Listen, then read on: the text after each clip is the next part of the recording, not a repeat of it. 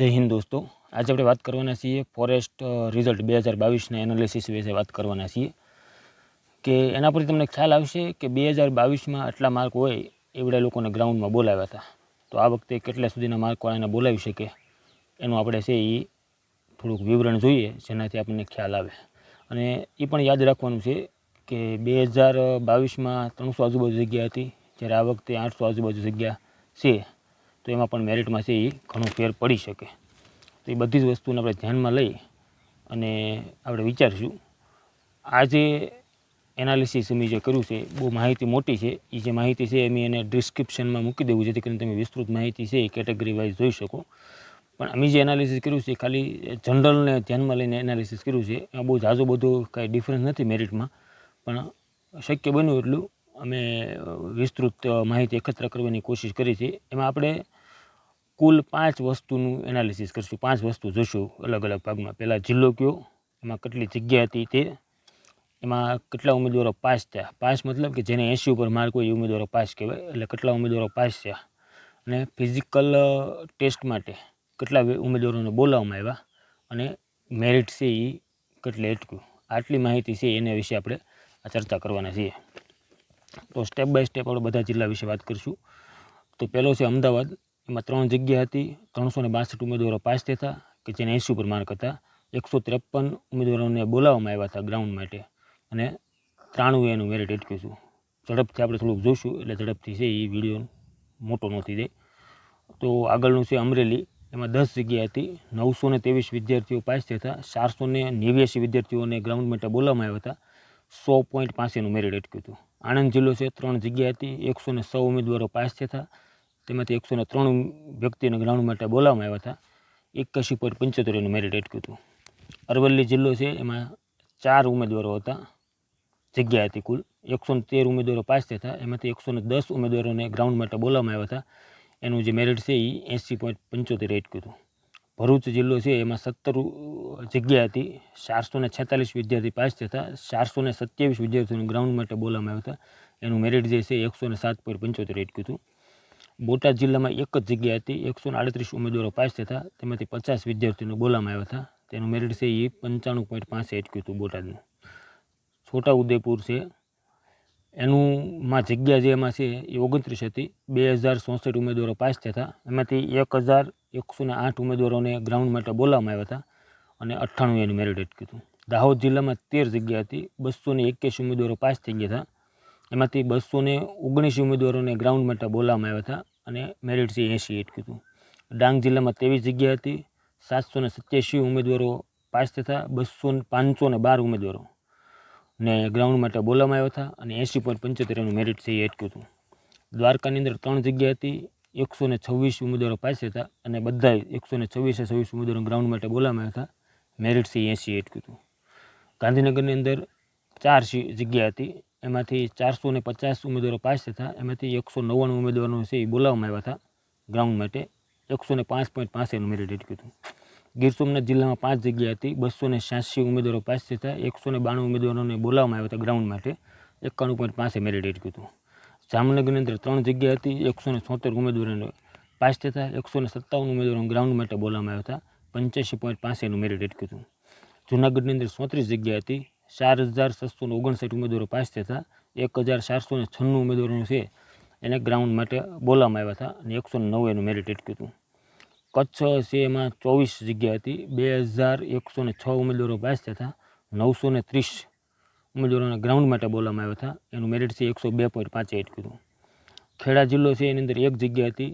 44 ઉમેદવારો પાસ થયા. 21ને ગ્રાઉન્ડ માટે બોલાવવામાં આવ્યા હતા. 80.75 એનું મેરિટ અટક્યું હતું. મહીસાગર જિલ્લામાં 15 જગ્યા હતી. 360 ઉમેદવારો પાસ થયા. 355 ઉમેદવારો ગ્રાઉન્ડ માટે બોલાવવામાં આવ્યા હતા. 80.75 મેરિટ છે એનું અટક્યું હતું. નર્મદામાં 15 જગ્યા હતી. 467 ઉમેદવારો પાસ થયા. 267 ઉમેદવારોને બોલાવવામાં આવ્યા હતા અને 80 મેરિટ અટક્યું હતું. નવસારીની અંદર 2 સીટ હતી. એમાં 30 ઉમેદવારો પાસ થયા. 17 ઉમેદવારોને ગ્રાઉન્ડ માટે બોલાવવામાં આવ્યા હતા. મેરિટ છે 80 અટક્યું હતું.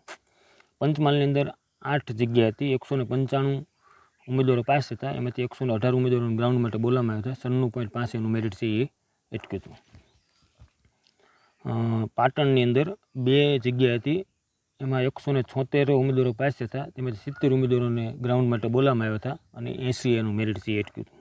પોરબંદરની અંદર એક જ જગ્યા હતી, 49 ઉમેદવારો પાસ થયા, તેમાંથી 39 ઉમેદવારોને ગ્રાઉન્ડ માટે બોલાવવામાં આવ્યા હતા, 81.25 એનું મેરિટ સી અટક્યું હતું. રાજકોટની અંદર પણ એક જ જગ્યા હતી, 123 ઉમેદવારો પાસ થયા, એમાંથી 27 ઉમેદવારોને ફિઝિકલ માટે બોલાવવામાં આવ્યા હતા અને 80.75 એનું મેરિટ સી અટક્યું હતું. અને બનાસકાંઠા સાબરકાંઠાની અંદર 18 જગ્યા હતી, 1699 ઉમેદવારો પાસ થયા, એમાંથી 559 ઉમેદવારોને ગ્રાઉન્ડ માટે બોલાવવામાં આવ્યા હતા અને 100.25 એનું મેરિટ સી અટક્યું હતું.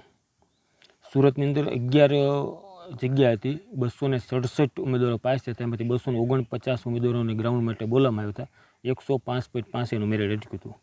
સુરેન્દ્રનગરની અંદર 7 જગ્યા હતી, 486 વિદ્યાર્થી પાસ થયા, તેમાં 290 વિદ્યાર્થીઓને ગ્રાઉન્ડ માટે બોલાવવામાં આવ્યા હતા અને 98.75 મેરિટ અટક્યું હતું.